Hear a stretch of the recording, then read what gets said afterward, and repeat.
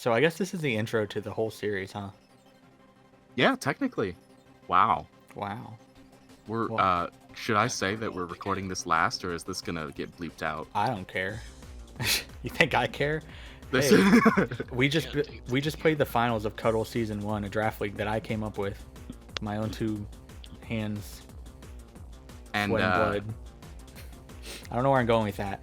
well, but the thing is that we then went back and recorded like the analysis for 4 different, maybe 5 different battles, and now we're doing the very first one last. We're taking it back to where it all began. CUDL Season 1, Week 1. The first CUDL. See, CUDL 1, Week 1. Game 1? I think this was the first game that was played, right? I don't know if that's right. It was my first game that was played. Let me look in the replays real quick. But either way, this was the first CUDL. No, it was Tyler versus Duke first. Dang. Okay. Well, This is close enough. I'm going to put my draft on screen. Actually, I think I'll do like a post-draft analysis later. But anyway, as you can see, I am the other team here that's staring you in the face. The Mamaswine and Piloswine. That is me. Mamaswine and Son have come. Take a moment to appreciate all the brown on the left side Yeah. of this. Oh My team is color-coded. We have the brown side and the green side. The nasty very nice, green side, honestly. It is a really nasty green. It's green and purple. It's green and purple, yeah. Somehow What a Green fun and color. purple go together, though. Do they? Green and purple. Barney the dinosaur. But 2 of the green and purple things are poisonous. They're gunk. We're looking at gunk. And one of them is a big, ugly bird. Don't be mean to Tornadus. I'm sorry. I'm bitter. So, let's talk about Hero's team. I don't think I mentioned this in a single video, so I'll mention it now. I am the glorious leader of the New Jersey Jynx. Praise be unto the New Jersey Jynx. I am Swinkmeister, Chris, whatever you want to call me. And for week 1, I am playing against Hero of the Poopy Monkey. Singular monkey. Collectively, they form one monkey with feces. That is right. It's one monkey taking a stand against a bunch of Jynx. Yeah. So let's go over what he's got, what I've got. He basically brings exactly what I thought, except switch the Scrafty for a Doublade because I have a Tyrantrum. That's what I thought he'd bring. Scrafty does the same job against Mamaswine. It might be a little bit better. That is a Mega Slowbro you're looking at, and also let me switch sides here. I like how if you have Slowbro on the opposite side, it sort of stands away from the other Pokemon. It does. Like it doesn't want to associate with that. So my matchup against Slowbro, Mega Slowbro, is horrendous. As you see, the Mamoswine and the Mega Lopunny and the Piloswine over there on the brown, the whole brown side really should not be able to break through a Slowbro. Some a Mega of the green Slowbro purple with that. too. It takes like nothing from Mamaswine Earthquake into knockoff because it has no item anyway. And it can regenerate it off. It's just no good. So the Mamaswine I brought to fix this issue, I think it was Life Orb. I'm not 100% on that, but I believe it's Life Orb. Max special attack plus special attack nature, max attack. And the only special attack is freeze dry. This was the only time I've seen something with max attack and max special attack. With a plus special attack nature. It's great. It's pretty. It's awesome. This poor Mamoswine has only bad matchups this season. I feel so bad for him. The Lopunny. On a paper too. The Lopunny is fake out quick attack because I was worried about the Volcarona setting up, or maybe the Kingdra. It destroys everything because now Scrappy ignores Intimidate, which I'm also my prediction was that Hero would not know that, and I ended up being correct. So switching in Landorus doesn't actually drop my attack. So the only way he beats Lopunny is the Slowbro. So my entire team is basically designed to beat the Slowbro except the Piloswine.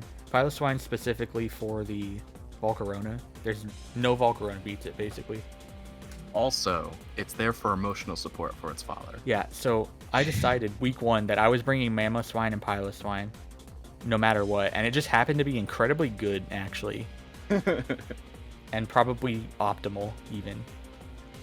The muck is my way of the muck is block, I think, block toxic rest knockoff, I think, and that's for wicked. the Slowbro. So if he stays in with the Slowbro and doesn't have rest, I just toxic him to death and sit there. The Tornadus, it's got some HP. I don't remember what the Tornadus is. It's nothing special. I think it's heavy duty boots. Don't worry about it. And then I have a max HP, max special attack Weezing with... Oh, the Tornadus has Dark Pulse for the Slowbro, and the Weezing has Dark Pulse for the Slowbro. Also for the Doublade, which is a knock-em. And if he's max phys def, which he should be against my team, the Weezing can 2-hit KO the Slowbro. It has haze if he's Calm Mind, and it has defog. You And really. The Tornadus also has taunt for the Slowbro, and a bunch of HP. Slowbro came to the wrong neighborhood. You were so prepared. Well, I had to be, because everything loses to it otherwise. Alright, so I think I'm ready now. I think I've described everything I need to do. Also, Well, one thing that you haven't described is look at how big Weezing is. Like, it is covering half. Weezing the is team. very spacious. Smoke. It is as a also Pokemon. inside Tornadus. Yeah, How? don't focus on that too heavily.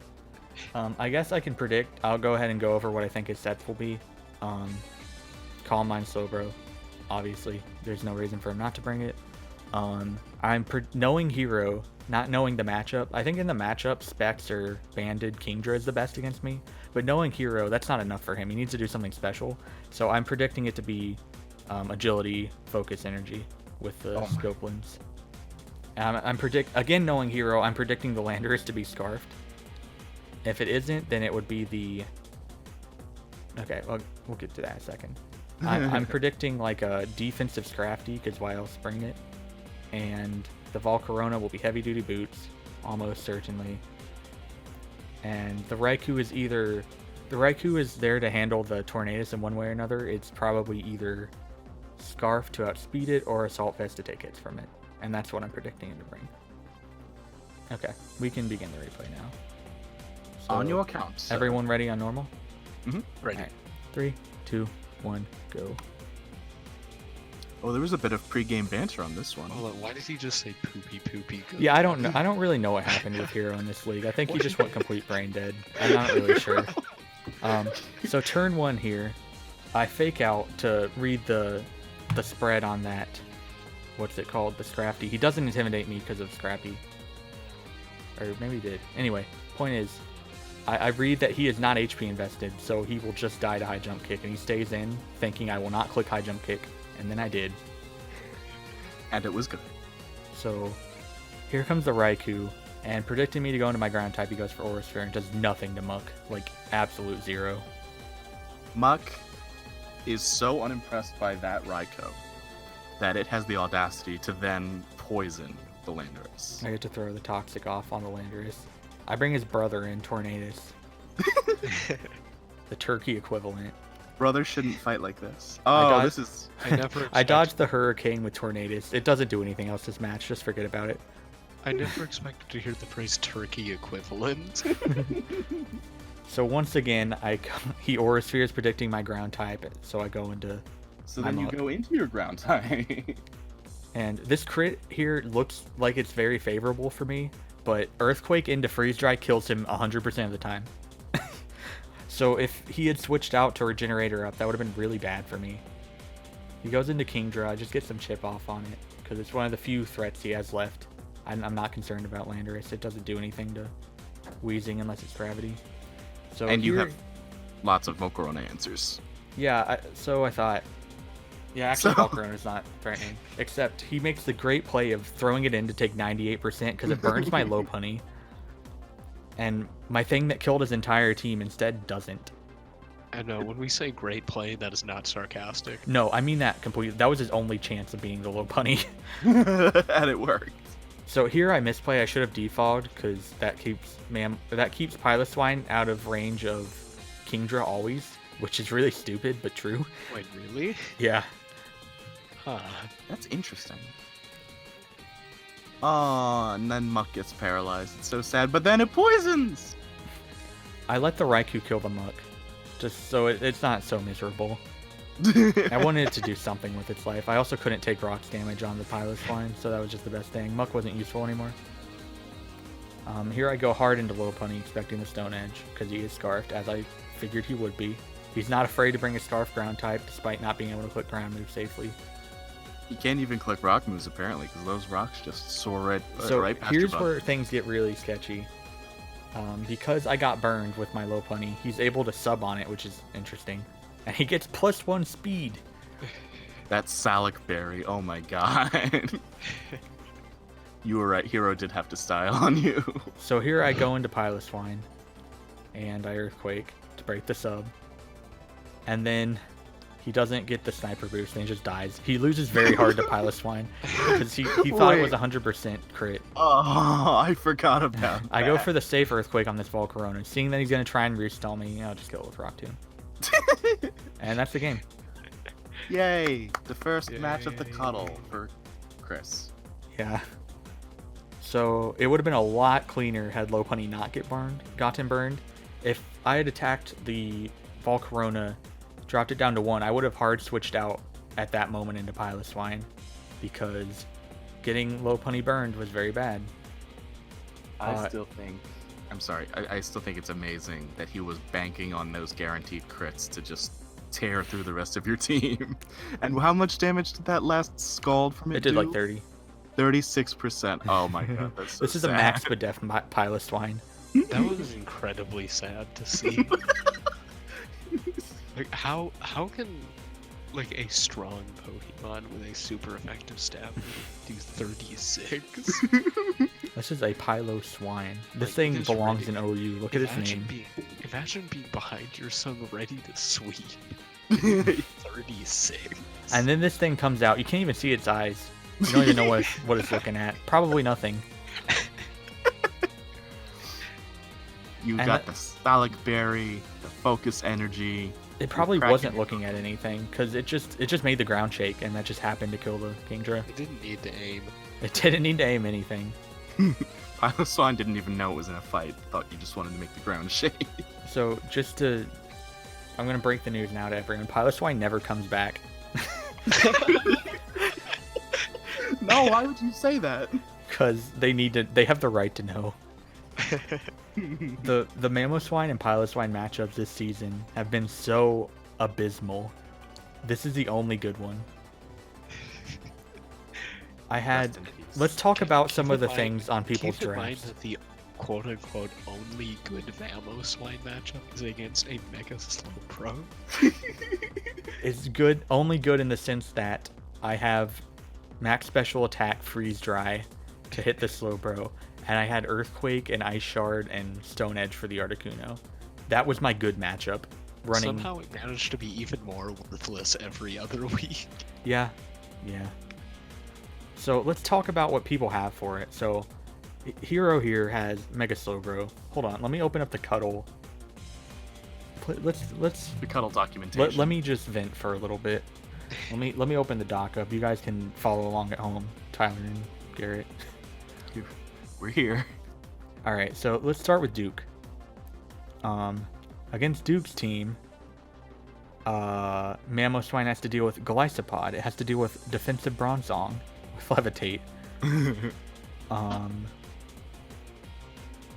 That's about it, but those are pretty bad. It used to have Mega Aggron.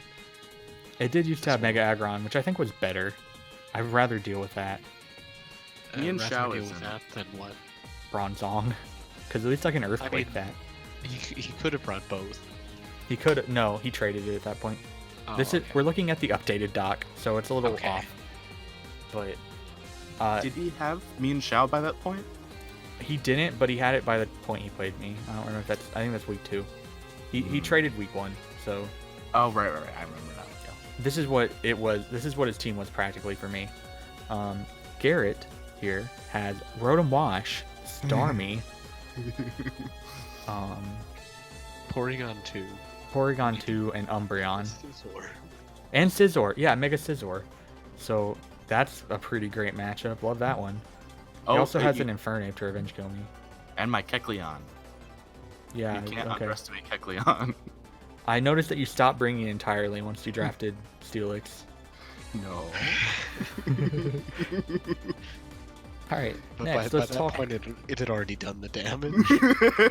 And then last but not least, we have Tyler, who has a Corviknight that I cannot do anything Which to. was previously a Celesteela. Not any better. well. Maybe not worse, but definitely not any Marginally better. Pangoro. Pangoro doesn't switch in on it, at least. But he also has a Slowbro And, and another a Scizor. So every team has like 3 hard Mamoswine answers. So Piloswine's even worse, because Piloswine's not as strong, and it just wasn't fair. I want you guys to know just how weak. Let me go to the teams thing so I can look at the swine side by side. Piloswine was such a horrible pickup for me. Not that it's a bad Pokemon, just that it's really bad on my team. It makes me incredibly weak to fighting, and it makes me incredibly weak to water. And it doesn't offer any defensive benefit by pairing it with Mamoswine, because they're weak to the same things, namely fighting and water. It did, however, offer at one point an offensive benefit. I But could have had just one. so much better things, but I was not going to be out-stupided in my own draft after Tyler drafted Nidoqueen and Nidoking. I was not going to stand for that.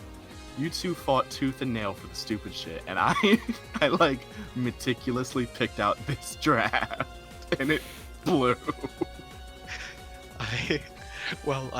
I also made good, like, careful decisions, but I made sure to save at least one slot for stupid things. See, I hadn't thought of that, but when Tyler did it, as I said, I could not get out-stupided in my own draft league. I remember I was asking Chris, what's a fun you pick? And he said, why don't you pick up the prom king to go with the prom queen? And then Why he would did. I do that? But then I did. So I picked up Vikavolt to help with the fact that I have only oh, that's another thing. I only have physical attackers, basically. So Piloswine does not help that in any way, shape, or form. No, So I sir. picked up Vikavolt. I'm like, hold on a second. Give me Piloswine. I undid that pick right then and there because no one else had picked since then. And you know what? It was a bad idea. And I stand by it. But was it worth it? It was worth it just for that replay. Just to see them side by side. Mamoswine and Sun. I think it was a daughter actually, but They were both What's the gender? females. okay. Mamaswine and her daughter. Stood shoulder to shoulder against the tide. Bring your swine to work day.